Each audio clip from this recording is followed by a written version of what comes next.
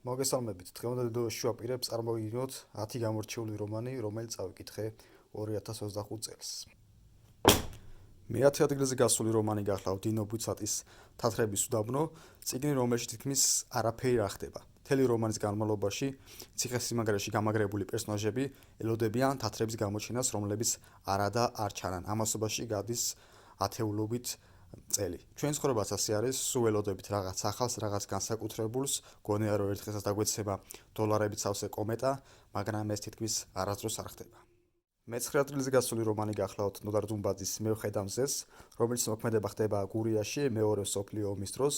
წიგნის მთავარი პერსონაჟები არიან პატარა გოგონა და ბიჭი, ბავშვობის დროინდელი მეგობრები.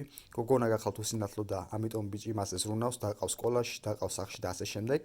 ერთ დღესაც ამ გოგონას მამამისი ჩაიყვანს თბილისში ექიმთან, რათა გაარკვიონ შესაძლებელია თუ არა მისთვის ხედველობის აღდგენა. და ექიმი მათ შეშპირდება, რომ თუ კი გოგონა საში აიხედავს და დაინახავს ეს სულოდნავ მაინც, ეს იქნება მის გარანტია, რომ როდესმე შეძლებენ მისი მხედველობის აღდგენას. სწორედ აქედან მომდინარეობს სათაური მე ვხედავ მზეს. მე-8 ადგილზე გასული რომანი გახლავთ ჯემალ ქარჩხაძის ანტონიო და დავითი, რომელშიც მოქმედება ხდება მე-17 საუკუნის საქართველოში, სადაც ჩამოდის იტალიელი მოგზაური და ვაჭარი, რომელსაც თან ჩამოყვება ვინმე ანტონიო. ისინი საქართველოში შეხვდებიან ყაჩაღების მეთაურ დავითს და შემდგომში ანტონიოსა და დავითს შორის გაემართება სიტყვიერი ჭიდილი. ისინი საუბრობენ რელიგიაზე, ღმერთზე, რა არის კარგი, რა არის ცუდი და მოკლედ ძალიან საინტერესო რომანი გახლავთ, რომლის წაკითხვაც ერთ დღეში არის შესაძლებელი. მე-7 ადგილზე გასული რომანი გახლავთ ვიქტორ ჰიუგოს პარიზის ღვთისმშობლის ტაძარი, რომელშიც მოქმედება ხდება მე-15 საუკუნის საფრანგეთში.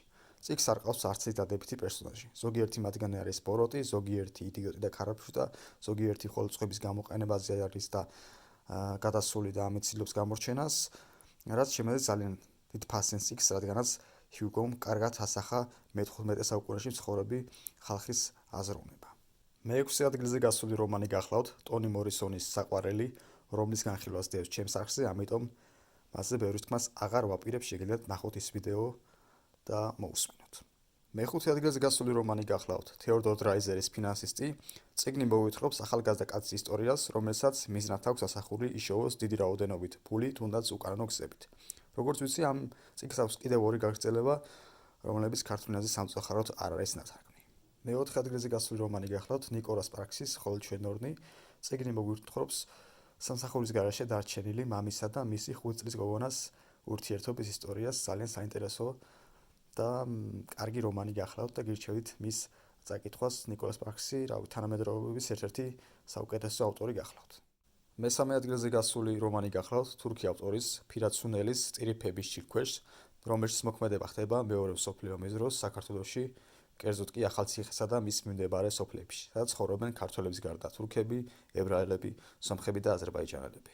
წიგნის მეორე ნახევარი ეძღვნება თურქების გადასახლებას აზიასა და ციმბირში, სადაც მათ გზად უამრავი ტანჯვა და უბედურება გადაიტანეს. ეს ყველაფერი დეტალებში არის აღწერილი, რაც საკმაოდ მძიმე წასაკითხი გახლავთ.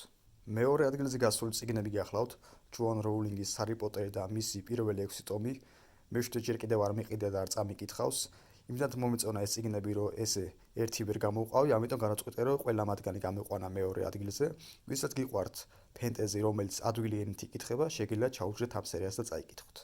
ხოლო პირველ ადგილზე გასული რომანი გახლავთ იტალიელი ავტორის ალბერტო მორავიას ჩუჩარა, რომელიც მოქმედება ხდება მეორე მსოფლიო ომის დროს ოკუპირებულ იტალიაში. ეს გახლავთ ფსიქოლოგიური რომანი, რომელიც ასახავს თუ რა შუება ომი ადამიანს, როგორ აბოროტებს მათ, როგორ აჩენს თავიანთ ყველაზე მხარეებს და ერთი შეხვედრით ყველაზე კეთილშობილი ადამიანი შეიძლება ომმა აქციოს ყველაზე ცივსისხლიან არსებად. და რეალურად ადამიანები სადაც ელოდებიან შველასა და იმედს, სწორედ იქიდან მოვიდეს ყველაზე დიდი უბედურება. ვისაც გიყვართ მეორე მსოფლიო ომი და გავს თემატიკა, ეს წიგნი აუცილებლად მოგქონდა წაკითხული, საკმაოდ მარტივი ენით გახლავთ იგი დაწერილი. ასეთი იყო ჩემი წლევანდელი ათეული. ჯამში წავიკითხე 78 ნაწარმოები, გულისხმობ რომანებს, პიესებს, პოემებს და ვრცელ მოთხრობებს და თუ რაები წავიკითხე, შეგიძლიათ გადახვიდეთ ჩემს არხზე, მონახოთ პოსტების სექცია და ნახოთ უახლესი პოსტი. დღეს კი ამით დაგემშვიდობებით, სრული სამეფ, გამოიწერეთ არხი, მოიწონეთ ვიდეო და ვესწრები მალე დაგებრუნდით ახალი ვიდეოებით.